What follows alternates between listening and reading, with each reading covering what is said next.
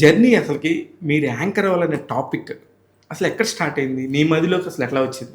లేదు యాక్చువల్గా నేను ఊరు నుంచి వచ్చింది యాక్టర్ అవుదామని ప్రాపర్ కదిరి బిడ్డ రాయలసీమ. సో యాక్టర్ అవుదామని.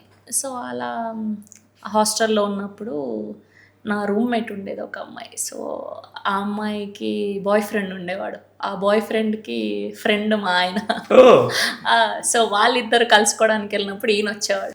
ఓకే, సో అట్లా పరిచయం అయింది. నేను అప్పటికే చేస్తున్నాను, ఈ ట్రయల్స్ చేస్తున్నాను, చిన్నవి చేస్తూ ఉన్నాను. బాగానే ఉండేది, నా చేతి ఖర్చులకి డబ్బులు వచ్చేవి అలా. సో ఒక టైంలో లవ్ అంతా సీరియస్ అయిపోయాక ఆయన అన్నారు కదా, లేదు ఇండస్ట్రీ అంటే మా ఇంట్లో కొంచెం మా మమ్మీ స్ట్రిక్ట్, ఒప్పుకోదు, నువ్వు ఇది మానేస్తేనే నేను ఇంట్లో చెప్పగలుగుతాను ధైర్యంగా.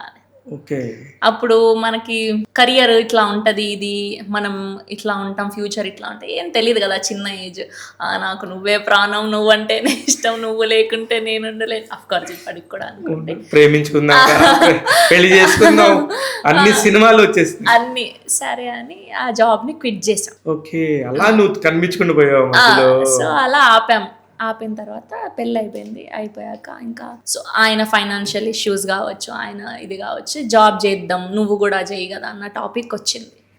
అట్లా సరే నువ్వే చూడు ఏదైనా చేస్తానని అట్లా ఒక జ్యువెలరీ స్టోర్లో నేను వర్క్ చేశాను.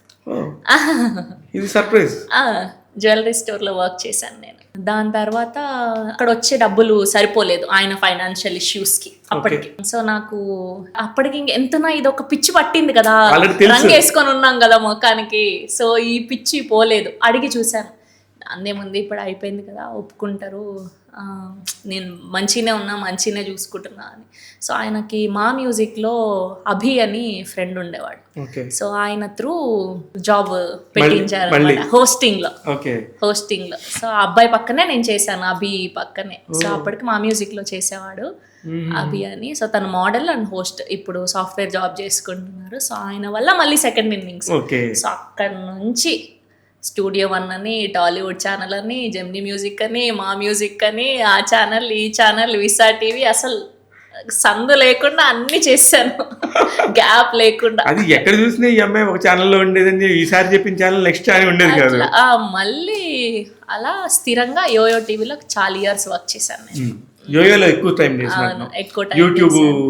యూట్యూబ్ అప్పుడప్పుడే కొత్త, ఇంకా అంటే 2017-16 ఆ టైమా,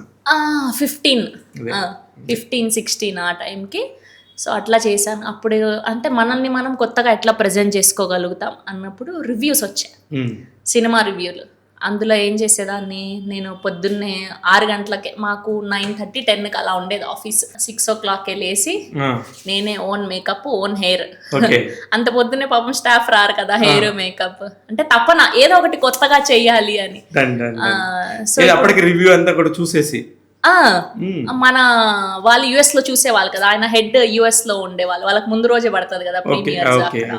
సో ఆయన చూసి చెప్పి పంపేవాళ్ళు అనమాట, ఇది అని. నేను అప్పటికే టీజర్ ట్రైలర్ చూసి అందులో హీరో కానీ హీరోయిన్ కానీ ఏదైనా గెటప్ ఉంటది కదా, చాలా డ్రెస్ చేసుకొని నేను రివ్యూ చెప్పేదాన్ని, ముందు నుంచే. సో అట్లా అప్పటికే అవి ఫుల్ సాయంత్రం వరకు ట్రెండింగ్ 12, ట్రెండింగ్ 11, ట్రెండింగ్ 1 అట్లా, అసలు మామూలు 10 lakhs వ్యూస్ అప్పట్లో, 5 lakhs వ్యూస్ అట్లా. అరే భలే కిక్ వచ్చేది, బాగుండేది యూట్యూబ్. ఇప్పుడు అంత లేదు కానీ అప్పటికి నేను అన్ని బాగా ఇంటర్వ్యూస్ అవి చేసేదాన్ని. సో అట్లా మంచిగా రెడీ అయిన రోజు ఫోటోలు దిగి ఇన్స్టాగ్రామ్లో పెట్టేదాన్ని. సో అట్లా ఇన్స్టా గ్రోత్ అయింది, అక్కడ నుంచి కొలాబరేషన్లు ఇవన్నీ రావడం. కట్ చేస్తే ఒకరోజు మన ఏలూరు సీను. సో అలా ఊరికే అనుకోకుండా ఇలా మాట్లాడుకుంటున్నాం వాళ్ళ ఫ్యామిలీ ఫంక్షన్లోనూ ఎక్కడో సంథింగ్, నేను ఏలూరు సీను గారు. సో ఇట్లా ఉందండి, ఇట్లా అంటే. సో ఆయన అన్నాడు, నువ్వు ఒక పని చేయమ్మాయి, ఆ జాబ్లన్నీ మానేసి ఫ్రీలాన్సింగ్ చేద్దాం మనం అంటే. లేదు నాకు ఇక్కడ మంచిగా సెటిల్ 2-3 తిరిగి చేస్తున్నా, మంచి డబ్బులు వస్తున్నాయి, ఓకే బాగానే ఉంది కదా, ఎందుకు ఇప్పుడు గ్రోత్ మంచిగా వస్తున్నప్పుడు, ఎక్కువ పేమెంట్లు ఇస్తున్నప్పుడు, ఇంటర్వ్యూలు అవి ఇవి చిన్న ఈవెంట్లు తిరుగుతున్నాను, బాగానే ఉంది అంటే, నువ్వు నన్ను నమ్ము, నువ్వు నీ స్టేచర్ వేరు, నువ్వు మంచిగా ఎదుగుతావని ఫస్ట్ ఆయన ధైర్యం ఇచ్చారు వెరీ గుడ్. సీను గారు. ఎల్లూరు సీను ఎప్పటికీ ఎప్పుడు కనపడినా నేను చెప్తా నేనే అందరినీ లేపుతా ఉంటా అని ఇట్లా ఫన్నీగా చెప్తాడు అనమాట. అవునవును, చాలా అంటే తెలియని మోరల్ సపోర్ట్ ఇచ్చారనమాట. సూపర్. సో అట్లా వచ్చాను. రాగానే నార్మల్గా ఫ్రీలాన్సింగ్, నార్మల్ మూవీ ప్రమోషన్స్ అవి చిన్న చిన్న కామన్ ఇంటర్వ్యూస్ అవి చేస్తుండే. అప్పుడు పుష్ప 1 వచ్చింది. వాళ్ళు ఏలూరు సీన్ వాళ్ళు పిఆర్ఓ కాబట్టి. పుష్ప 1 రిలీజ్ అయితే అప్పుడు అదంతా చిత్తూరు స్లాంగ్ కదా. అవును, సో మీకు రాయలసీమ తెలుసు. రాయలసీమ స్లాంగ్ లో. సో వాళ్ళు ఏదో డిజిటల్ టీం ఆలోచించి ఇట్లా ఈ యాస మాట్లాడే అమ్మాయి ఉంటే బాగుండు, ఒక ఇంటర్వ్యూ చేపిద్దామని వాళ్ళ డిజిటల్ సైడ్ నుంచి వస్తే సీన్ గారు లేరు, నాకు తెలిసిన ఒక అమ్మాయి ఉంది, ఈ అమ్మాయిని పెడదామని. సో అట్లా పొద్దున 11 గంటలకి నేను ఆవాస హోటల్ పోయినా. ఇంటర్వ్యూ అన్నారు. అల్లు అర్జున్ గారు, రష్మిక గారు, ఇంకా సుకుమార్ గారు, దేవిశ్రీ ప్రసాద్ గారు. అయితే పోయినా 11 o'clockకి పోతే ఒక ఇంటర్వ్యూ ఇచ్చారు మంజుష గారు, నేను. సో మంజుష గారిది ఫస్ట్ అయిపోయింది. నాది వచ్చే టైంకి వాళ్ళు ఏదో బిగ్ బాస్ ప్రమోషన్కి వెళ్ళాలని దేవిశ్రీ ప్రసాద్ గారు ఇంకా సుకుమార్ గారు అనుకుంటా వాళ్ళు అక్కడికి వెళ్ళారు. అల్లు అర్జున్ గారు వెళ్ళలే, రష్మిక గారు వెళ్ళారో లేదో గుర్తులేదు నాకు. సో వాళ్ళు వెళ్ళి వచ్చి వాళ్ళు ఏవో మళ్ళీ పనులన్నీ చేసుకొని వచ్చే వరకు సాయంత్రం ఆల్మోస్ట్ మళ్ళీ నైట్ 11 or 12 అయింది ఆవాస హోటల్కి. నేను అప్పటి వరకు వెయిట్ చేశాను, ఎందుకంటే నాకు ఆపర్చునిటీ, నేను చెయ్యాలి, నాకు పెద్ద హీరో ఇంటర్వ్యూ కావాలి. నా దగ్గర ఉంది ఇప్పటికీ, నేను ఫోటో దిగిన ఆ టైమింగ్ నేను మీకు చూపిస్తాను ఇది అయ్యాక. సో ఆ రోజు నేను వెయిట్ చేశాను. పాపం వాళ్ళు కూడా అలసిపోయి ఉన్నారు అప్పటికే. ఇంకా వాళ్ళు కూడా పాపం ఈ అమ్మాయి పొద్దున్న నుంచి వెయిట్ చేస్తుంది కదా, నో చెప్తే బాగోదేమో అనుకున్నారు. ఏమైందో ఏమో నాకు తెలియదు. మొత్తానికి అవుతుందన్నారు, అవ్వదన్నారు. సీన్ గారు లోపలికి వెళ్తున్నారు, వస్తున్నారు. వద్దంటారేమో, అయ్యో నేను ఇంతసేపు వెయిట్ చేశానే, దాని గురించి అంతా చాలా ప్రిపేర్ అయ్యానే, ఇలా అంతా అనుకున్నాను. కానీ పాపం ఆయన పిలిచి సరేలే ఒక 20 minutes అన్నా ఇద్దామని కూర్చున్న. ఇంటర్వ్యూ కాస్త ఆల్మోస్ట్ 1.5 hour 1 hour 40 minutes అయింది. సో కూర్చోగానే ఏంది స్వామి హిట్ కొట్టినారు, పార్టీ లేదా అన్న అనేసరికి ఆయన ఫుల్ పెద్ద ఎక్స్ప్రెషన్ ఇట్లా, ఓ వావ్ ఈ అమ్మాయి రాయలసీమ అంటారు. సో అట్లా అక్కడ మలుపు తిరిగింది సెకండ్ ఇన్నింగ్స్ కి. పుష్ప తగ్గేదిలే 2021 అసలు అలా జరిగింది. అక్కడి నుంచి అది ఫుల్ వైరల్ అయిపోవడం రీల్స్లో అంతా. ఆ రోజు చాలా బాగా మాట్లాడారు దేవిశ్రీ ప్రసాద్ గారు, సుకుమార్ గారు. బాగా మాట్లాడతారు. అవును, అసలు అల్లు అర్జున్ కూడా ఎంత బాగా మాట్లాడతారు. నాకు అప్పుడప్పుడు అనిపిస్తుంది, ఇప్పుడు ఒక్కొక్క సినిమా 2 సినిమాలు చేసి వచ్చిన వాళ్ళే హెచ్చులు చూపిస్తారు.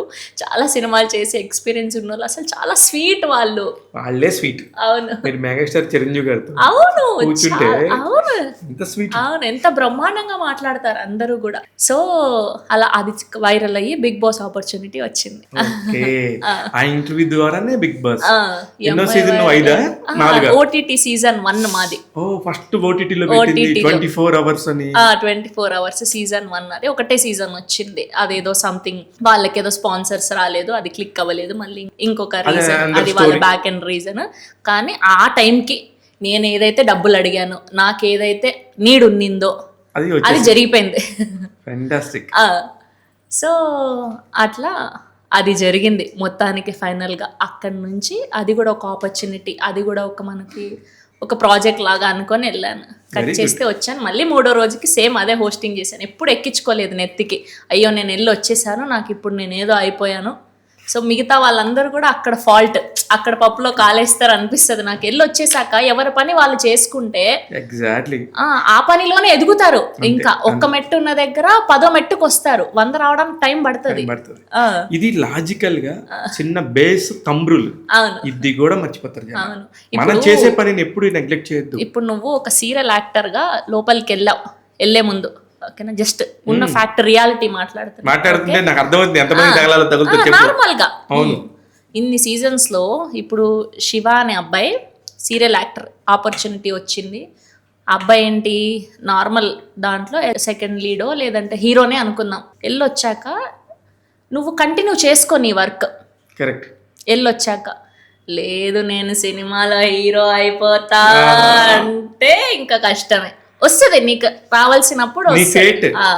100లో ఎక్కడో ఒక పర్సంటేజ్ ఉంటే అది నిజంగా నీకు తగలాలని ఉంటే రాసి పెట్టుంటే వస్తుంది. నేను అంతెందుకు రవికృష్ణ గారు విరూపాక్ష వేసాను. అవును. అంతకు ముందు తను వరుదిని పరిణయం జీ తెలుగు సీరియల్ నుంచే కదా కట్ చేస్తే ఎన్ని సినిమాలు చేశారు. ఇప్పుడు ఎంత ఎందుకు మంచి దండోరాలో దండోరా, ఎంత ఫెంటాబులస్ యాక్టర్ ఆయన. సో టైం రావాలంటా నేను. అందుకే వెయిట్ చేయలే. ఇప్పుడు కూడా సాయిధరం తేజ్తో సంబ్రల ఏటిగట్లో చాలా మంచి క్యారెక్టర్. ఆహా. అంటే నువ్వు వెయిట్ చేసాడు అబ్బాయి. అవును. అబ్బాయి సీరియల్స్ లో అబ్బాయికి బయట ప్రపంచం తెలియదంట. అయ్యయ్య. మొన్న నాకు ఇంటర్వ్యూ చేసినప్పుడు దండోరాలో అసలు నాకు తెలియదు ఏమి బయట. ఎప్పుడన్నా షూటింగ్ హాలిడే 30 రోజుల్లో 4 రోజులు సండే వస్తే ఆ రోజు పడుకోవడమేనంట. మళ్ళీ లేచి మళ్ళీ ఎర్లీ మార్నింగ్ 6 to నైట్ 9. ఇదే ప్రపంచం, మాకు బయట ఏం జరుగుతుందో తెలియదు సార్, జస్ట్ ఫోన్ చూసుకుంటూ ఉండేవాళ్ళం అని చెప్తున్నాడు. అవును. అలా ఉండేది. అందుకని కొంచెం బిగ్ బాస్ తర్వాత బ్రేక్ తీసుకొని మంచిగా అవును. నాకు దగ్గర క్యారెక్టర్లు నేను హీరో అయిపోవాలి. అదే అంట. కొంతమంది వచ్చేసి చెప్తా ఉంటారు, బట్ నాకు కుదరదు, అవును. నాకు ఇది కాదని చెప్తానని చెప్తారు. అవును. అది మెచ్యూరిటీ అవును. అండ్ రియాలిటీలో బతకడం. అవును.